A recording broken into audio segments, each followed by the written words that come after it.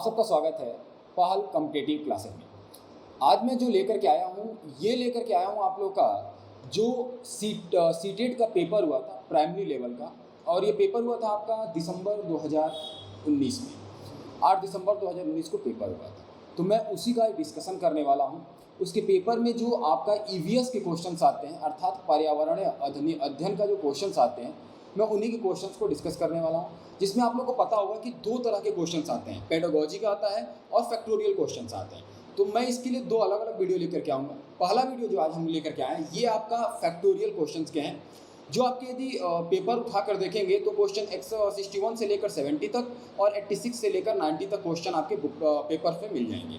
मैं उसी क्वेश्चंस को डिस्कस करूँगा। इसके पहले ये हम क्रम चला रहे हैं, आप देख रहे होंगे इसके पहले ऑलरेडी हमारी 2 वीडियो आ चुकी है, जिस वीडियो में ऑलरेडी हम लोग डिस्कस कर चुके हैं, जिसमें मैथ के क्वेश्चंस और इंग्लिश के क्वेश्चंस को डिस्कस किया जा चुका है। ठीक है, तो आज हमारा है पर्यावरण अध्ययन का। यदि पर्यावरण अध्ययन की बात करें तो इसमें हम डिस्कस करेंगे ईवीएस में क्या क्या क्वेश्चंस आए थे। हम एक एक क्वेश्चन को अच्छे से डिस्कस करेंगे, उसके ऑप्शंस को जानेंगे और उसको अच्छे से ऐसे डिस्क्राइब कर लें कि यदि उससे अदर क्वेश्चंस भी बनते हैं तो हम उसको क्वेश्चंस को कर पाएँ। ठीक है, तो बिना लेट करते हुए हम शुरू करते हैं। सबसे पहला क्वेश्चन आपके सामने है।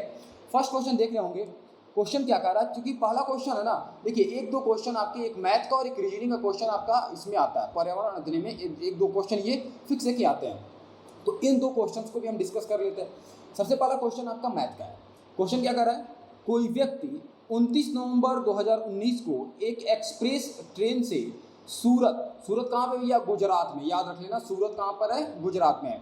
सूरत फेमस क्यों है ये भी मैं बता दे रहा हूँ। पहले समय में सूरत पे सबसे ज़्यादा जितने भी हमारे यूरोपीय कंपनियाँ आई, वहाँ पे सर्वाधिक ऊनी वस्त्र का आपका सूती वस्त्र और ऊनी वस्त्र या हमारे हो गए, इसके अलावा नील हो गया, अन्य सारी चीज़ों का वहाँ से एक्सपोर्ट किया जाता था। सूरत में ढेर सारे सूरत में बंदरगाह है, गुजरात में ढेर सारे बंदरगाह है, तो सूरत भी बहुत ज़्यादा फेमस है। वहाँ पे सारी यूरोपीय कंपनियाँ पहले फैक्ट्री वहाँ पे स्थापित की थी। ठीक है, आगे आते हैं। से नागरकोइल जो केरल में स्थित है जाने के लिए बैठा। यह ट्रेन सूरत से 1945 यदि 45 लिखा है, यहाँ लिख दे रहा हूँ 1945 लिखा है, इसका मतलब समझते क्या होता है, 7:45। जानते हैं जो रेलवे होता है ना, रेलवे 24 आवर्स का क्लॉक लेकर के चलता है। ठीक है, 7:45। तो उसके बाद हमारा ये कह रहा है कि 7:45 पर चलती है और 1 दिसंबर को ये चलता कब है भैया, याद रखिएगा 30 तारीख को, चूँकि यहाँ पे क्वेश्चन में मेंशन 29 तारीख ऊपर लिखा है, 29 तारीख को ये चलता है और 1 दिसंबर 2019 को यह 11:45 पर नागरकोइल पहुँच जाता है। ठीक है, यदि सूरत से नागरकोइल के बीच ट्रेन मार्ग की दूरी 2120 किलोमीटर है तो इस यात्रा में ट्रेन की औसत चाल क्या थी। एवरेज स्पीड निकालना है। चूँकि स्पीड का फार्मूला क्या होता है मैं यदि बता दूं, स्पीड का फार्मूला आप लोगों को पता होगा। स्पीड का फार्मूला क्या होगा भैया, 4 बराबर दूरी बटे समय, 4 बराबर दूरी बटे समय होता है, ये सबको पता होगा। तो चलिए हम इस क्वेश्चन को सॉल्व करते हैं। बेसिकली देखिए बहुत ज़्यादा दिमाग नहीं लगाना है, सिंपल हम फार्मूला यहाँ पे जान लेते हैं। क्या होता है, 4 बराबर दूरी बटे समय, यही होता है।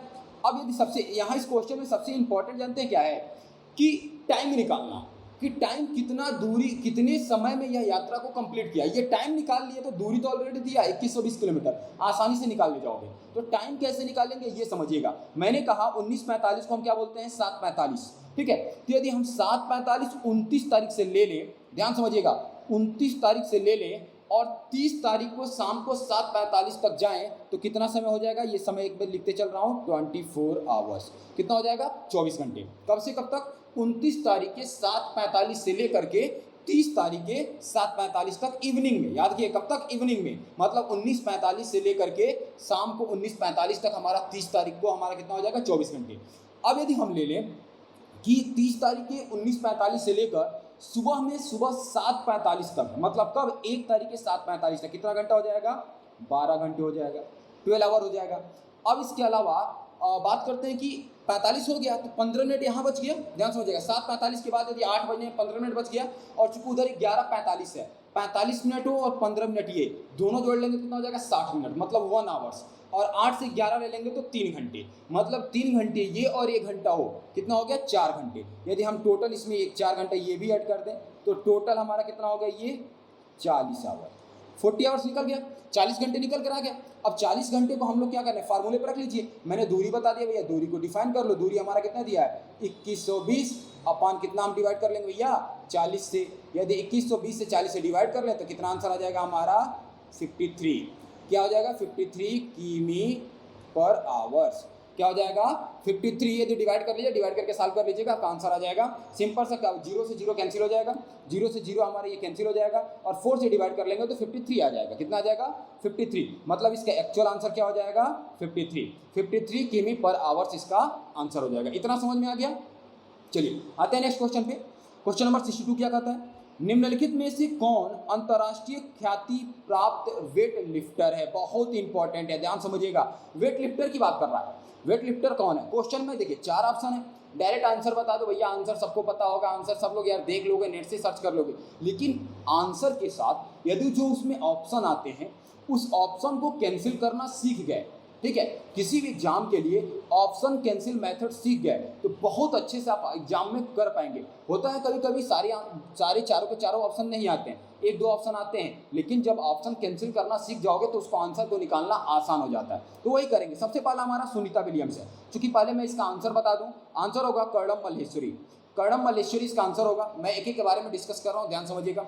सुनीता विलियम्स, सुनीता विलियम्स की यदि बात करें तो सुनीता विलियम्स नासा में वर्क करने वाली एक साइंटिस्ट है, और यह दूसरी महिला है भारत की जो आपके अंतरिक्ष में गई हैं। याद रखिएगा, ये दूसरी महिला है जो अंतरिक्ष में गई हैं। इसके बाद इसके पहले जो गई हैं उनका नाम क्या था, सबको पता होगा, क्या था, कल्पना चावला। कल्पना चावला सबसे पहले अंतरिक्ष जाने वाली भारतीय महिला थी, और दूसरी हमारी कौन है, सुनीता विलियम्स है। सबसे इंपॉर्टेंट चीज, अंतरिक्ष में सर्वाधिक दिन रहने वाली इकलौती महिला वो आपकी सुनीता विलियम्स हैं, ये याद रहेगा। बात करते हैं आगे। दूसरा बछेंद्री पाल। बछेंद्री पाल के बारे में आप लोगों ने बहुत अच्छे से जानते होंगे भैया। बछेंद्री पाल आपके जानते होंगे कौन थी, बछेंद्री पाल पहली ऐसी पर्वतारोही थी, महिला पर्वतारोही थी भारत की, जो कहाँ गई थी, एवरेस्ट को फतेह की थी। एवरेस्ट के बारे में जानते होंगे, थोड़ा सा उसके बारे में डिस्कस कर लें कि एवरेस्ट जो हमारा है, ये एवरेस्ट आपका हिमालय रेंज की सर्वाधिक ऊंची चोटी है। यदि हम बात करें पूरे विश्व में सबसे ऊंची चोटी आपका जो है वह एवरेस्ट की है, जो हिमालय के ग्रेटर रेंज में, ग्रेटर हिमालय में स्थित है। इसकी ऊंचाई की बात करें तो 8,848 मीटर आप पढ़े हो, लेकिन दिमाग में बैठा लेना इसकी 2 मीटर हाइट इंक्रीज हो चुकी है। मतलब इसकी जो हाइट वर्तमान में है 8,850 मीटर है। क्लियर। बात करते हैं आगे। सूर्यमणि, इनका कोई मतलब नहीं है, इसके बारे में जानने को मतलब नहीं है, कुछ खास नहीं है। कर्णम मल्लेश्वरी, कर्णम मल्लेश्वरी इसका आंसर होगा। ये भारत की पहली जो आपकी महिला वेट लिफ्टर है जिन्होंने किसी ओलंपिक में आपका कांस्य पदक जीता था। यदि बात करें कांस्य पदक कब जीता था, तो लंदन में एक ओलंपिक हुआ था, सॉरी आपका लंदन में नहीं हुआ था, सिडनी में हुआ था। ऑस्ट्रेलिया के सिडनी में ओलंपिक हुआ था 2000 में। कब हुआ था, 2000 में, सन 2000 में हुआ था। याद रखिएगा, सन 2000 में सिडनी ओलंपिक में इन्होंने कांस्य पदक जीता था। क्लियर। आगे आते हैं नेक्स्ट क्वेश्चन पे। आने से पहले इनके बारे में थोड़ा सा और बता दूं कि इन्हें अर्जुन पुरस्कार और पद्म श्री के सम्मान से भी सम्मानित किया गया है। किसको किया गया भैया, याद रखिएगा, वेट लिफ्टर कर्णम मल्लेश्वरी को। और भारत में सबसे पहले वेट लिफ्टिंग में तो आपका गोल्ड में, सॉरी कांस्य पदक लाने वाली, ओलंपिक में कांस्य पदक लाने वाली या कोई पदक लाने वाली पहली महिला है। चलिए बात करते हैं आगे नेक्स्ट क्वेश्चन पे। नेक्स्ट क्वेश्चन आपके सामने दिख रहा होगा, नीचे दिया गया कोई एक समूह जड़ का है। इसमें निकालना है कि कौन सा समूह जड़ का है। भैया जितने भी हैं सबके बारे में हम डिस्कस करेंगे। एक्चुअली इसका जो आंसर है गाजर, चुकंदर और मूली, ये इसका आंसर है। ठीक है, अब हम एक एक ऑप्शन के बारे में डिस्कस करते हैं। चुकंदर, चुकंदर की यदि हम बात करें तो चुकंदर में मुसला जड़ पाया जाता है। ठीक है, चुकंदर में मुसला जड़ पाया जाता है, और चुकंदर यदि मुसला जड़ है मतलब जड़ है, सिंपल। यदि बात करें तो इससे क्वेश्चन आता है कि यह कभी कभी क्वेश्चन आता है कि जो चुकंदर होता है किस जाति का पौधा है। कई बार एग्जाम में क्वेश्चन पूछा गया। यदि हम बात करें तो बीटा वैगल रीज, याद रखिएगा, बीटा वैगल रीज एक जाति होती है, उसी जाति का यह है, ठीक है, याद रखिएगा, उसी जाति का यह पौधा है चुकंदर, ठीक है। इसके अलावा हम बात करते हैं आलू। आलू क्या है? तना है, याद रखिएगा, आलू क्या है? तना है, आलू हमारा तना है। अदरक की बात करें, अदरक भी एक तना है, एक प्रकार का अदरक भी क्या है? तना है। ये दोनों क्लियर हो गया। और एक इंपॉर्टेंट और चीज जान लीजिए, कभी कभी क्वेश्चन एग्जाम पूछ देता है, आलू का उत्पत्ति कहाँ पर हुआ था? ये क्वेश्चन यदि एग्जाम में आ गया तो भैया मान लो सपोज क्वेश्चन पूछ दिया, आलू की उत्पत्ति कहाँ हुई थी, तो याद रखिएगा, उत्तरी अमेरिका की एक कंट्री है जिसका नाम है आपका पेरू। पेरू कंट्री में इसका उत्पत्ति माना जाता है, किसका? आलू का, ठीक है भैया। आगे आते हैं, गाजर। गाजर की बात करें तो गाजर आपका है, जड़ है। पहले वाला ऑप्शन क्यों नहीं हो गया? दो तो आपकी क्या थे? तना थे, एक जड़ था। अब चूंकि जड़ ही पूछा है, तीनों जड़ होने चाहिए, तो पहला कैंसिल, पहला हमारा क्या हो जाएगा? Option cancel. सेकंड कह रहा है गाजर, हल्दी और अदरक। अदरक पहले बता चुके हैं, तना है। हल्दी के बारे में थोड़ा डिस्कस कर लें। हल्दी भी अदरक की प्रजाति का आता है, लेकिन एक्चुअल हल्दी जो पाया जाता है वह जो गांठ नुमा होता है, उसमें जो गांठ होता है, जो जड़ वाली गांठ होती है, उसमें पाया जाता है, याद रखिएगा। अगला हमारा गाजर। गाजर में विटामिन ए पाया जाता है भैया, दिमाग में बैठा लो, गाजर रतौधी विटामिन ए से जो रोग होने वाला है भैया कमी से, वो उसकी सर्वाधिक मात्रा आपके गाजर में पाई जाती है, रट लेना। गाजर एक जड़ है। अगर आते हैं शकरकंद, इसे स्वीट पोटैटो के नाम से जानते हैं, याद रखिए, कई बार एग्जाम पूछा है कि स्वीट पोटैटो किसे कहते हैं, क्वेश्चन कई बार पूछा है, स्वीट पोटैटो किसे कहता है? शकरकंदी को कहते हैं, याद रखिएगा। और यदि शकरकंदी की बात करें तो शकरकंदी जड़ है या तना है, ये इंपॉर्टेंट हो जाता है। तो आपके यदि बात करें तो इसका चूंकि तना से इसका जड़ है वो तना से हो करके निकलता है, तो कुछ जगहों पे जड़ मिल जाता है, कुछ जगहों पे तना मिल जाता है, तो उसको दिमाग से बहुत ज़्यादा दिमाग में लगाने की जरूरत नहीं है, इसको आप तना ही पढ़िएगा। अगला आता है मूली। ये आपका क्या है? मूली के बारे में बता चुका हूँ, बताया नहीं लेकिन बता दूँ, मूली एक जड़ है, एक प्रकार का क्या है? जड़ है। आलू। हल्दी की बात करें तो हल्दी भी क्या है? एक प्रकार का, हल्दी के बारे में बताया भैया, अदरक के समान और अदरक के प्रजाति का है, तो ये जड़ और तना दोनों में आता है। अगला है गाजर। अगला आते हैं अब गाजर, बता चुके हैं क्या है? जड़ है। चुकंदर जड़ है, मूली जड़ है, तो आंसर क्या हो जाएगा आपका? ये तीन ऑप्शन कैंसिल, तो आंसर क्या हो गया? गाजर, चुकंदर और मूली। क्लियर? आगे आते हैं नेक्स्ट क्वेश्चन पे। रेगिस्तानी ओक बहुत इंपॉर्टेंट है भैया। रेगिस्तानी ओक नाम एक पेड़ है जो पाया जाता है। रेगिस्तानी ओक एक्चुअली पाया कहाँ जाता है, ये क्वेश्चन आता है। तो बात करते हैं अब साथ, यदि बात करें तो अबू धाबी, ऑस्ट्रेलिया, राजस्थान के रेगिस्तान और संयुक्त अरब अमीरात के रेगिस्तान, चारों जगह रेगिस्तान है, ठीक है। अब इंपॉर्टेंट है कि एक्चुअली यह पाया कहाँ जाता है, तो याद रखिएगा, यह पाया जाता है आपका ऑस्ट्रेलिया में। कहाँ पाया जाता है? ऑस्ट्रेलिया में। आंसर क्या होगा? ऑस्ट्रेलिया। यह ऑस्ट्रेलिया में पाया जाता है। अब इसके बारे में थोड़ा सा मैं डिस्कस कर लूँ कि ऑस्ट्रेलिया का जो देखिएगा, साउथ ऑस्ट्रेलिया का पार्ट है और नॉर्दर्न ऑस्ट्रेलिया का, साउथ ऑस्ट्रेलियन और वेस्टर्न ऑस्ट्रेलियन का हिस्सा जहां पर है, यहाँ पर आपका ये रेगिस्तानी ओक पाया जाता है। याद रहेगा, कहाँ कहाँ पे?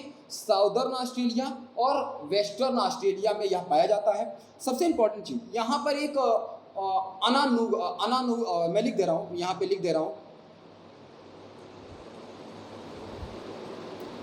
अनानुग एक जनजाति है, याद रखिएगा, अनानुग नहीं, अनानगु, ठीक है। अनानगु मैं इसको मिटा दूं,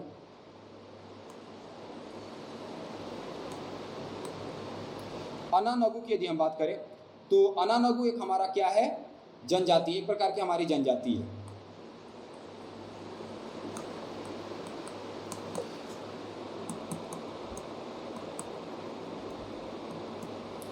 अनानगु क्या हमारे पास क्या की? अनानगु एक प्रकार की जनजाति है। अब बात करते हैं अनानगु जो जनजाति है, ये रेगिस्तानी क्षेत्र में निवास करती है, ठीक है। कहाँ निवास करती है? जनजाति क्षेत्र में निवास करती है। और जो ये आपका पेड़ है, कौन सा पेड़ है? रेगिस्तानी ओक। इसको उन्होंने एक अलग नाम दिया है, नाम याद रखिएगा, नाम क्या है उसका? कुरकारा। कुरकारा के नाम से इस पेड़ को नाम क्या देते हैं? कुरकारा। मतलब कि अनानगु जो जनजाति ऑस्ट्रेलिया में पाई जाती है, वह जनजाति रेगिस्तानी ओक को कुरकारा के नाम से पुकारती है, कुरकारा नाम देती है, कुरकारा नाम से बोलती है, ठीक है। आते हैं नेक्स्ट क्वेश्चन पे। चलिए आते हैं नेक्स्ट क्वेश्चन, हमारा क्या है? नेक्स्ट क्वेश्चन देखते हैं। चलिए क्वेश्चन नंबर 65 कह रहा है, बस ध्यान से क्वेश्चन समझिएगा। क्या कह रहा है? निफेंथिस वह पौधा है जो शिकार करता है। हाँ सही है भैया, निफेंथिस एक पौधा है जो शिकार करता है। कह रहा है कि कौन सा कथन इसमें सही है। 4 कथन दिए हैं। देखिए कथन वाले क्वेश्चन में चारों कथन के बारे में यदि आपको नहीं पता है तो आप आंसर नहीं निकाल पाओगे। तो चलिए चारों कथन के बारे में हम डिस्कस करते हैं और उसके बाद उसका आंसर हम बताते हैं। सबसे पहला आपका, सबसे फर्स्ट यदि हम बात करें तो सबसे फर्स्ट आपका दे रहा है, यह पौधा ऑस्ट्रेलिया, इंडोनेशिया और भारत के मेघालय में पाया जाता है। हाँ ये सही है, यह ऑस्ट्रेलिया, इंडोनेशिया और मेघालय। मेघालय के अलावा यदि बात करें, मेघालय में एक पर्वत श्रृंखला पाई जाती है, याद रखिएगा, इसका नाम है गारो खासी जयंतिया।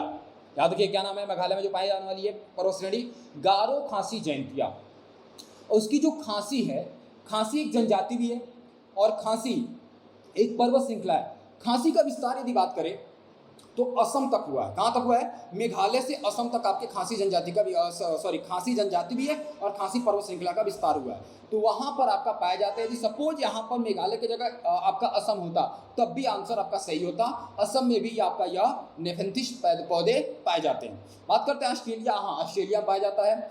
इंडोनेशिया को मसाला द्वीप के नाम से भी जाना जाता है। याद रखिएगा इंडोनेशिया को मसाला आइलैंड के नाम से भी जाना जाता है। यदि बात करें तो ये साउथ ईस्ट हमारे कंट्रीज में आते हैं, साउथ ईस्ट एशिया में आता है और यहाँ पर आपका पाया जाता है। कौन सा पाया जाता है? आपका मसाला द्वीप के नाम से जाना जाता है। मसाला अच्छी क्वालिटी का पाया जाता है और यहाँ पे वृक्ष पाया जाता है जिसका नाम क्या है? निफेंथिस। ठीक है, पहला वाला तो हमारा सही है, पहला सही है। सेकंड देखते हैं, इसका आकार घड़े जैसा होता है।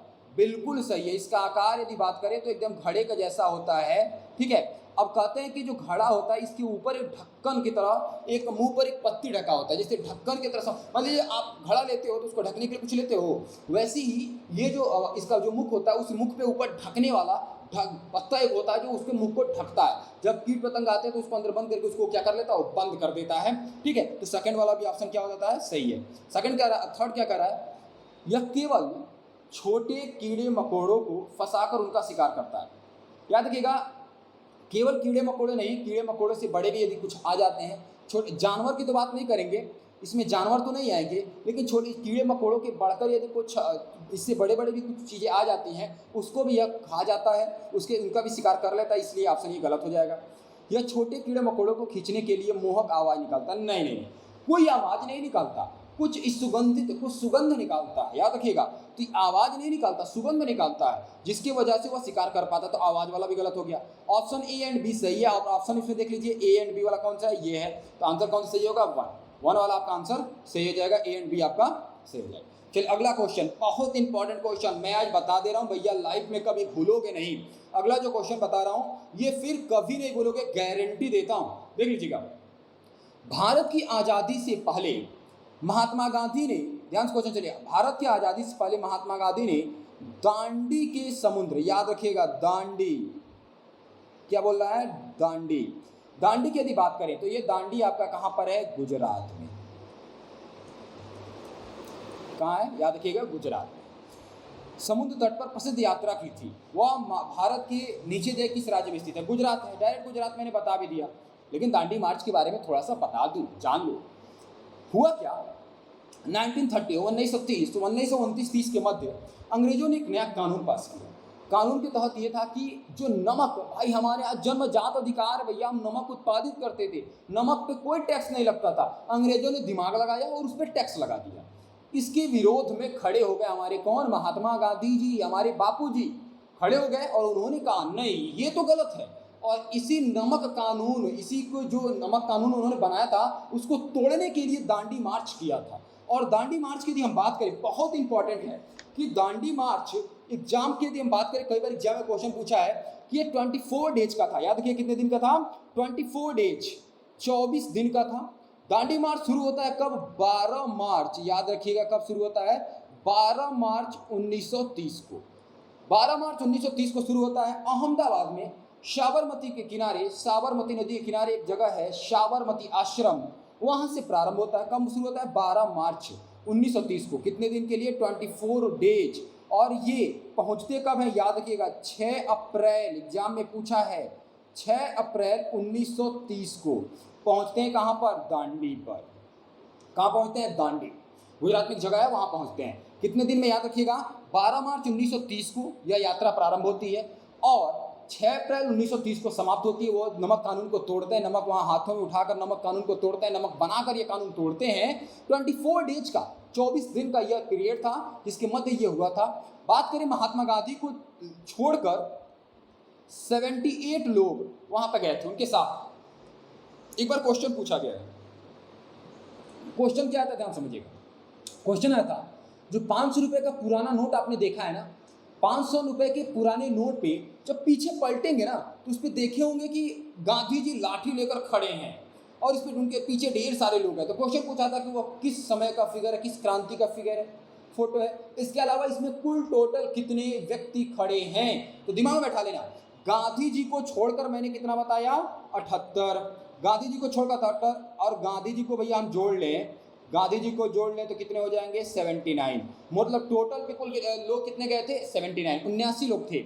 जिसमें से वेब मिलर एक ब्रिटिश पत्रकार थे, वो भी शामिल थे। याद रखिए कई बार क्वेश्चन पूछा गया है, वेब मिलर भी शामिल थे। महिलाओं में बात करें तो सरोजिनी नायडू जी शामिल थी, ठीक है, जो हमारी पहली राज्यपाल भी मानी जाती है, पहली महिला राज्यपाल मानी जाती हैं। मतलब कुल टोटल कितने लोग थे, 78 लोग थे। महात्मा गांधी को लेकर के 79 लोग थे उस यात्रा में शामिल थे। तो क्वेश्चन यदि पूछे 500 रुपए के नोट पर आपके कितने लोग चाहें तो 79 लोग, 79 लोग। किस यात्रा का है, दांडी मार्च का। कभी क्वेश्चन पूछ दे दांडी मार्च कब शुरू हुआ, तो 12 मार्च को शुरू हुआ था। कब खत्म हुआ, 6 अप्रैल को खत्म हुआ। कब, 1930 में।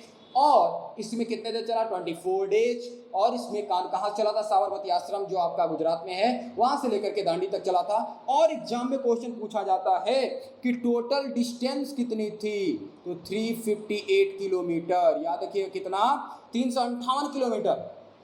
ये 358 किलोमीटर की दूरी थी जिसको इन्होंने तय किया था, ठीक है। ये क्वेश्चन और पूछा है, यह खत्म कब हुआ, ये आंदोलन खत्म कब हुआ। तो आप याद रखिएगा कई बार एग्जाम में क्वेश्चन पूछा गया है। क्वेश्चन एक बार ये पूछा गया था कि कब खत्म हुआ, तो मैं इसके बारे में बता दूं। खत्म हुआ था 1931 में, 1930 में जब गांधी इरविन समझौता हुआ। गांधी इरविन समझौता 1931 में हुआ और उस समझौते के साथ ही आपका ये आंदोलन भी समाप्त हो गया। बात करते हैं आगे। नेक्स्ट क्वेश्चन क्या कर रहा है, उच्च ज्वर तेज बुखार के साथ कंपी जिसका उपचार सिंकोना, ध्यान समझना मेरे भाई, सिंकोना पेड़ के छाल से किया जाता है, ठीक है, सही है। सिंकोना पेड़ जो होता है उसके पेड़ की छाल से कुनैन, याद रखिएगा कुनैन नामक औषधि निकाली जाती है। क्या निकाला जाता है, कुनैन नामक औषधि। और इसका प्रयोग बुखार में किया जाता है। और बुखार कौन सा, मलेरिया। याद रखिएगा मलेरिया बुखार में इसका प्रयोग किया जाता है। किसके छाल का, सिंकोना के पेड़ का छाल का। सिंपल इतना ही था, इसके बारे में और ज्यादा जाने कोई मतलब नहीं है। कुनैन बता दिया, ये इंपॉर्टेंट एग्जाम में क्वेश्चन पूछा, जो निकाला जाता है उसके छाल से क्या है, कुनैन है। बात करते हैं आगे नेक्स्ट क्वेश्चन की। चलिए नेक्स्ट क्वेश्चन एक रीजनिंग का है, बता देते हैं, बहुत आसान है। क्वेश्चन क्या रहा है कि किसी डॉक्टर का घर एक्स पे स्थित है। मान लीजिए यहाँ पे मैं लिख दूँ उसका घर कहाँ भैया, एक्स पे, अस्पताल कहाँ है, वाई पे। अब इसको हमको बनाना है, चूंकि बनाना है तो मैं यहाँ बनाऊंगा कि थोड़ा जगह हमको मिल जाए। जगह मिल जाएगा तो हमारे लिए भी आसान हो जाएगा और आपके लिए भी समझने भी आसान हो जाएगा। क्या समझिएगा, किसी डॉक्टर का घर एक्स पर स्थित है तथा उसका अस्पताल वाई पर स्थित है। डॉक्टर के घर से अस्पताल जाने के लिए कोई सीधा सड़क नहीं, सीधा रास्ता नहीं है, उल्टा पुल्टा सीधा, जानते हो ये गली मोहल्ला वाला है, गली है। अतः डॉक्टर पहले ए पर जाता है जो एक्स से ठीक पहले ए पर जाता है। ध्यान समझिएगा, मैं बात कर लिया, मान लिया कि यहाँ पर क्या है, एक्स है। एक्स से वह ए पर जाता है जो पूर्व में है। यहाँ से किधर है, पूर्व में। यहाँ पर क्या है, ए है। कितना चलता है, याद रखिएगा 600 मीटर चलता है, ठीक है। अब क्या कर रहा है, फिर वह बी पर जाता है, ठीक है। कहाँ जाता है, बी पर जाता है जो ठीक ए के ठीक दक्षिण में। ए के दक्षिण में आ जाएंगे तो यहाँ आ जाएगा, ए के दक्षिण में आ जाएंगे। और कितना किलोमीटर जाता है भैया, समझ लीजिएगा 450, ये है बी, ठीक है। अब कह रहा है कि ये बी से ठीक, बी से पश्चिम दिशा में। कहाँ से, बी से पश्चिम दिशा में। चूंकि यहाँ पे मैं पश्चिम बनाने में दिक्कत होगी तो थोड़ा सा मैं इरेज कर लूँ, तो इरेज कर लेंगे तो आसान हो जाएगा। थोड़ा सा इसको इरेज कर लें फिर बनाते हैं। थोड़ा जगह यहाँ पे कम दिख रहा है, थोड़ा सा हम जगह ले लेते हैं पूरा। तो जगह चलिए ले लें, अब जगह ले लिए, अब फिर बनाते हैं। यहाँ बनाते हैं, यहाँ बनाएंगे तो जगह हमको पूरा मिल रहा है। कह रहा है कि पहले एक्स यहाँ पे ले लिया हमने। एक्स से किधर जाता है भैया, पूरब में जाता है। कितना, 600 मीटर। ये मान लीजिए हमारा ए है, कितना हो गया, 600 मीटर। कह रहा है कि यहाँ से दक्षिण बी पर जाता है, वो किधर जाता है, दक्षिण में। यहाँ से बी पे हमारा आ गया, यहाँ से यदि हम बात करें, यहाँ से हमारा क्या आ गया, बी पे आ गया। कितना आ गया, 450, ये कहाँ आ गया, बी पे। अब कह रहा है कि सी पर जाने के लिए बी के सीधे पश्चिम 120 मीटर। यदि यहाँ से इसके पश्चिम में आ जाओगे, ध्यान समझो, इसके पश्चिम आ जाओगे तो पश्चिम कहाँ आएगा, यहाँ आएगा। तो ऐसे ही ज़्यादा बड़ा बना दिए, तो इसको हम मिटा दें। यदि हम इसको थोड़ा सा ये मिटा दें, पश्चिम में आ जाता है, ठीक है, पश्चिम में आ जाता है। कितना दूरी आता है, ये आ गया सी पे। कितना दूरी आ जाता है, 120। यहाँ पे कितना आ गया, 120, ठीक है। अब कह रहा है कि अंत में वाई पर वह अस्पताल पहुंचता सी के ठीक उत्तर में है। यहाँ से उत्तर में है, उत्तर में यदि है, ये हमारा मिट गया था, इसको बना लो, या इसके उत्तर में, यदि उसके उत्तर में कितना जाता है, 90 मीटर। यहाँ मान लो ये 90 मीटर आ गया, 90 मीटर आ गया। अब पूछ रहा है कि यहाँ से डायरेक्शन ये एक्स का क्या है, यहाँ पे ये वाई है। यदि ये डायरेक्शन निकालोगे, ध्यान समझो, किसी का भी डायरेक्शन निकालो, वहाँ पे ये 4 लाइन खींच लो। ये हमारा क्या होता है, नॉर्थ, साउथ, ईस्ट और वेस्ट। यदि यहाँ बना लोगे तो ये हमारा ईस्ट हो जाएगा, ये हो जाएगा नॉर्थ, और ये हो जाएगा क्या हो जाएगा, वेस्ट। तो ये हमारा ये डायरेक्शन, चूंकि एक्स यहाँ पर है, तो ये हमारा क्या है, नॉर्थ, ये हमारा क्या है, वेस्ट। तो नॉर्थ और वेस्ट, यही आंसर हो जाएगा। मतलब आपका आंसर हो जाएगा नॉर्थ वेस्ट। नॉर्थ वेस्ट हमारा कौन सा है, उत्तर पश्चिम। समझ आ गया। नेक्स्ट क्वेश्चन आते हैं। चिराव नाच कहाँ के लोग करते हैं। चिराव एक फोक डांस है, सिंपल समझना। चिराव जो है एक फोक डांस है, लोक नृत्य है, और यह नृत्य किया जाता है कहाँ पर, मिजोरम में। नॉर्थ ईस्ट के राज्य है मिजोरम, वहाँ पर यह आपका नृत्य किया जाता है। आते हैं नेक्स्ट क्वेश्चन पे। तमिलनाडु के निकटवर्ती राज्य। तमिलनाडु को समझाने के लिए हम थोड़ा सा ये ग्राफ मैप बना लेते हैं, और यदि मैप पर समझें, ये ध्यान समझिएगा, ये हमारा है तमिलनाडु। अब इसके तमिलनाडु की हमारा बात करते हैं, कौन कौन से इसके राज्य हैं। तो इसके निकटवर्ती राज्य, ये हमारा आ जाएगा केरल, और ये हमारा लगभग, ये हमारा हिस्सा आ जाएगा, ये हमारा हिस्सा आ जाएगा कौन सा, कर्नाटका, और ये हमारा आ जाएगा, इसमें आपका एक ये भी आता है, जोड़ लीजिएगा, कौन सा आता है, आंध्र, ये तेलंगाना हो गया। ये हमारे राज्य बन गए। ये हमारा आंध्र प्रदेश एपी हो गया, ये तेलंगाना हो गया, ये कर्नाटका हो गया, कर्नाटका हो गया, ये केरल हो गया, और ये तमिलनाडु हो गया, ठीक है। अब पूछ रहा है कि तमिलनाडु के निकटवर्ती राज्य क्या है। आंध्र प्रदेश है, उड़ीसा भैया यहाँ पर है, तो उड़ीसा नहीं होगा, पहला ऑप्शन कैंसिल हो गया। कर्नाटका है, सही है। केरल, आंध्र प्रदेश, महाराष्ट्र यहाँ पर है, तो ये भी ऑप्शन कैंसिल हो गया। कर्नाटक, छत्तीसगढ़ यहाँ पर है, तो छत्तीसगढ़ भी कैंसिल हो गया। अगला आंध्र प्रदेश है भैया, देख लो है, केरल है, कर्नाटका है, मतलब आंसर नंबर ये सही हो जाएगा। समझ में आ गया। मैंने ऑलरेडी यहाँ पर बना दिया, मैप बना करके मैंने इसको समझा दिया कि आपका कौन कौन से, ये आपका केरल हो गया, ये तमिलनाडु हो गया, ये आंध्र प्रदेश हो गया, ये हमारा तेलंगाना हो, ये हमारा कौन सा हो गया, ये कर्नाटका हो गया। लेकिन ये टच किसको किसी कर रहा है, कर्नाटका कर रहा है, केरल कर रहा है, और आंध्र प्रदेश कर रहा है। यही क्वेश्चन आपका पूछा गया था। नेक्स्ट क्वेश्चन आते हैं। नेक्स्ट क्वेश्चन थोड़ा सा छोटा लिखा है, लेकिन क्लियर हो जाए, कोई दिक्कत नहीं है। क्वेश्चन ध्यान देखिएगा। कछुआ, घड़ियाल, कौवा, बत्तख, मछली, निम्नलिखित में से कौन भिन्न है। सिंपल, कछुआ जल में रहता है, घड़ियाल जल में रहता है, बत्तख जल में रहता है, मछली जल में रहती है, कौवा नहीं रहता। कुछ ऐसे भी है जो जल और बाहर दोनों रहते हैं, आपके अर्थ पे भी रहते हैं, सिंपली लैंड पे भी रहते हैं, और हमारे जल में भी, वाटर में भी रहते हैं। तो लेकिन इसमें कौवा ऐसा है जो आपका नहीं रहता, और केवल का केवल लैंड के हिस्से में रहता है, ऊपर फ्लाई करता है, ठीक है। तो ये आपका क्या हो जाएगा, कैंसिल हो जाएगा। नेक्स्ट ये आपका आंसर हो जाएगा, भिन्न हो जाएगा। अगला क्वेश्चन नंबर 87। हांगकांग मैच करना है भैया। चलिए हांगकांग की यदि बात करें तो हांगकांग के लिए आपका हो जाएगा 5वां, याद समझिएगा, पकाया हुआ सांप। हांगकांग के लोग पकाए हुए सांप को खाते हैं भैया, समझ लो भैया, जानवर हैं यार। हांगकांग कहाँ है, आसे पास तो है किसके, समझ लो। अभी जहाँ फैला है कोरोना, केरल की यदि हम बात करें तो केरल में आपका जो फेमस है वह आपका ये है। केरल का आपका हो जाए किसी भी करी के साथ उबला टैपियोका। समझ आ गया, क्या होगा, किसी भी करी के साथ, कोई भी करी बना देते हैं, उसके साथ टैपियोका खाते हैं, उबला हुआ टैपियोका खाते हैं। कश्मीर की यदि हम बात करें तो कश्मीर में ध्यान समझिएगा, कश्मीर का आंसर हो जाएगा ये सरसों के तेल में बनी हुई मछली, ठीक है। और गोवा का हो जाएगा नारियल, याद रखिएगा, गोवा में नारियल के तेल में बने हुए समुद्री मछली। नारियल के तेल में यदि हम बात करें, तमिलनाडु, कर्नाटका, आंध्र प्रदेश, केरल, इन सब क्षेत्रों में आपके नारियल के तेल का प्रयोग बहुत ज़्यादा किया जाता है। सब चीज़ में, हर एक खाने में नारियल के तेल का प्रयोग किया जाता है। यदि पूछ देता कभी क्वेश्चन कि तमिलनाडु सबसे ज़्यादा आपका नारियल कहाँ उत्पादन होता है, तो तमिलनाडु में होता है, याद रखिएगा, दिमाग में बैठा लीजिएगा और इसका आंसर ये हो जाएगा। नारियल के यदि मछली बनने की बात करें तब भी बनता है, लेकिन ऑप्शन में चूंकि यहाँ पे गोवा भी दिया, समुद्री जितने भी है वहाँ पे यूज होता है। बात करते हैं आगे, चलिए नेक्स्ट क्वेश्चन पे आते हैं। नेक्स्ट क्वेश्चन आपका क्या कह रहा है, नीचे देखे पक्षियों में से कौन सी प्रजाति झटके से गर्दन को आगे पीछे करता है?